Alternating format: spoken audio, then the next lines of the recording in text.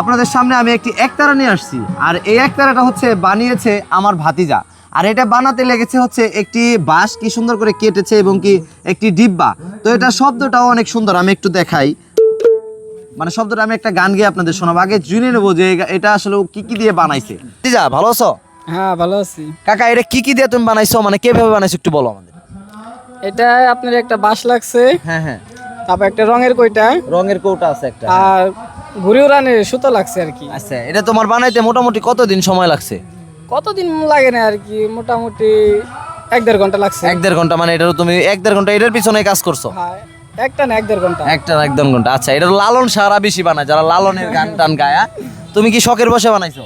আমি লালন ভক্ত। হায় হায় রে, কয় কি তুমি কি গান জানো? টুকটাক আর কি। টুকটাক একটা গান কি শোনাইবা আমাদের? আমি বাজাই, তুমি শোনাও। আচ্ছা ঠিক আছে, তাহলে কি গানটা শোনাবে এটা বলো আমাদের। লালনের মিলন হবে কতদিনে গানটা পারো? সবটুকু পাই না আর কি। যতটুকু একটা সুর ধরো। হ্যাঁ ঠিক আছে, আমি দেখি একটু বাজানোর চেষ্টা করি। হ্যাঁ ধরো, গান ধরো। মিলন হবে কত দিনে,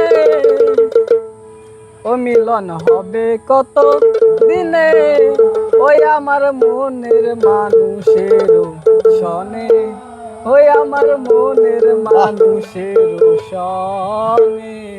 মিলন হবে কত দিনে, ও মিলন হবে কত দিনে, আমার মনের মানুষের সনে, আমার মনের মানুষের সনে।